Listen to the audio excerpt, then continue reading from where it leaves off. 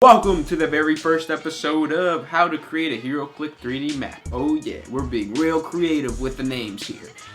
So today I'm going to start a series of multiple videos teaching you how to create a Heroclix 3D map like the one you see we use on our battle reports. The reason we decided to break it up into different parts is because we don't want to make the video too long, and at the same time we want to go in depth with each individual thing.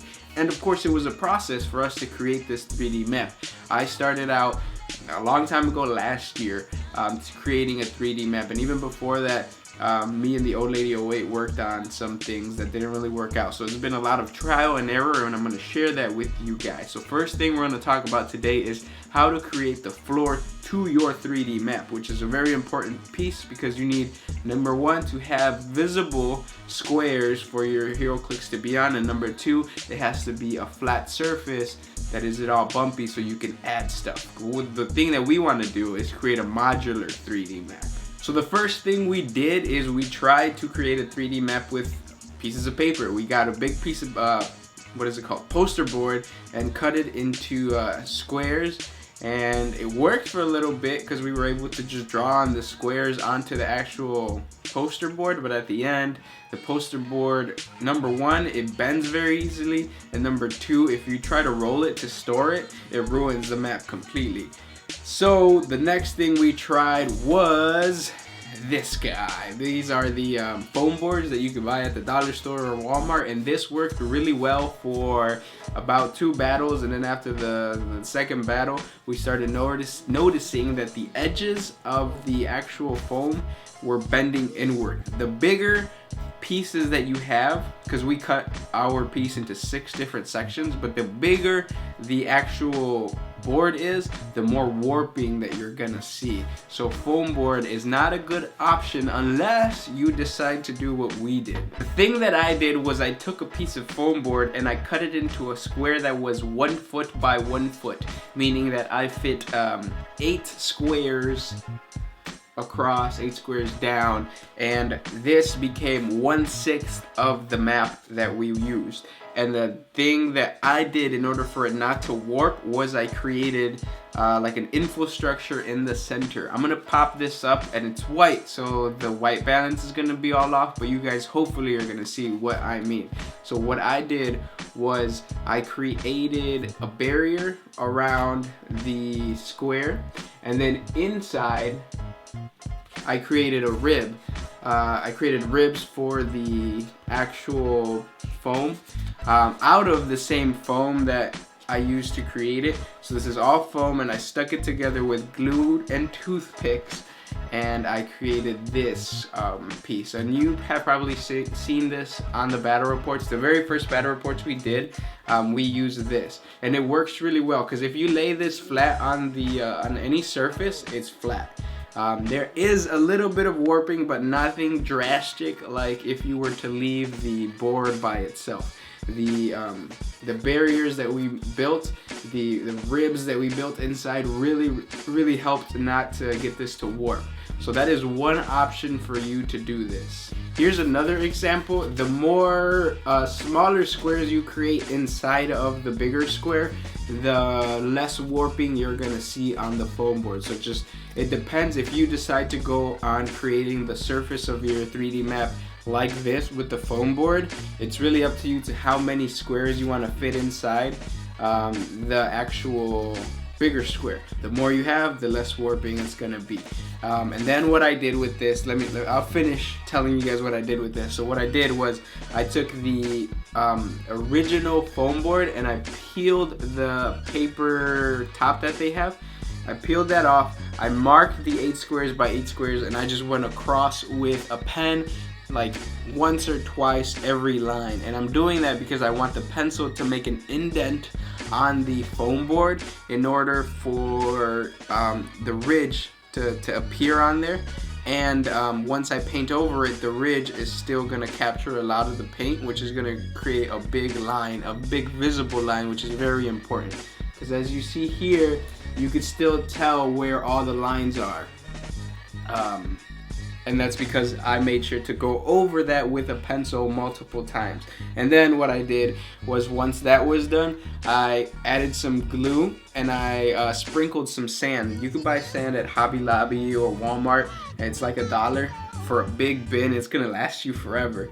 So get that. And what I did was, just like I said, I put a bunch of PVA glue and I sprinkled sand on it and then rubbed it in with either my hand or a brush, and then I get this texture, and the texture is really nice. Just don't go crazy with the sand, because if you do, then it fills in the crevices that you built by going over the pencil multiple times, so you erase the lines essentially. So just be careful and make sure not to do that. If you do that on accident, just go over it again with a pencil, because it's gonna push the lines inward, and it's gonna push the sand out. Now, if you decide to go that route and create the surface of your 3D map using foam board, like I just showed you, number one, it's gonna take a while. It's gonna be very long to it's gonna take you a long time to, number one, create the squares, and number two, to create the infrastructure inside of it, and to put in all the toothpicks is gonna hurt your fingers. It's gonna take a very long time. An alternative way that I found to create a nice surface for your 3D map is if you use this style of foam board that's very flexible. One day I was at Michael's and I was in the area of the paint section, and I looked over to my left and there was some foam board looking things, and I thought, oh cool, it's colored poster board. And I grabbed it and I took it out, and it turned out to be something completely different. This is a piece of foam board, but it's compressed foam, so it's really flexible. I can bend it and it doesn't create a crease. Well, I mean, I could create a crease if I wanted to, but the point is that it doesn't really bend. And this is what I use to create my new surface to my foam board. You can buy these things at Michael or at Walmart. I think it's just called Crazy Foam, and they come in big. I think it's a 1 foot by 1.5 foot squares. And I used this and it was amazing. There's absolutely no warping in this material. If the foam board does warp, all you have to do is bend it back to its original position, and then it just lays flat on the surface. It's really, really nice material, and I did the same thing as I did to any piece of paper. So I cut it into a 1 foot by 1 foot.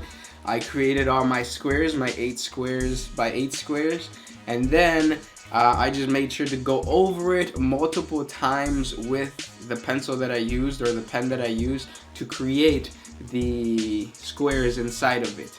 And I did the same process. So I added some glue, I put some sand, I smeared it around, and then I just painted over that.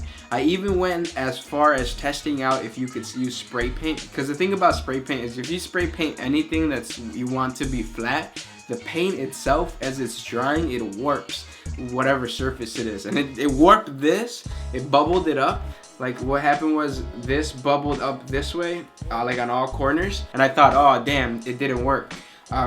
But I let it dry more. I let it dry some more inside my house on a flat surface, and what ended up happening was that the foam went back to its original flat state as long as I left it on a flat surface. So if this ever warps on you, all you have to do is put it on a flat surface, maybe put a book on top of it, you know, that's the same length as the actual thing, and it just goes back into its flat surface, which is amazing. So this is Crazy Foam that I bought at Michael's. And that's all I have for this video.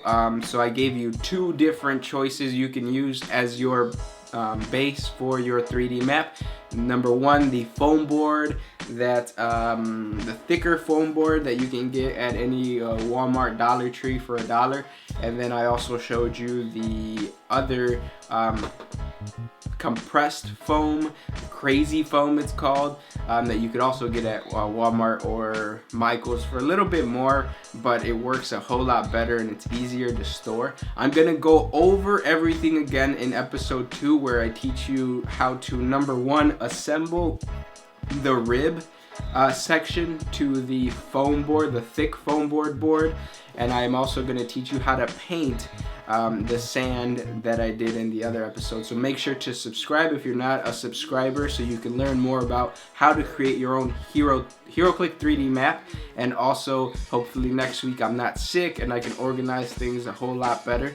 But yeah, guys, stay tuned for those videos. I'm also going to show you everything that I found out about Heroclix 3D maps. So just subscribe if you're not already a subscriber. Support us on Patreon if you get a chance. It's real simple. You just go on there, $1 a month, and it helps us keep putting out awesome videos. But yeah, guys, thank you guys so much for watching. Comment if you have any questions, but they'll probably be answered next week. I'm just saying. Thank you. This was Gursh1 with One Mind Syndicate signing out.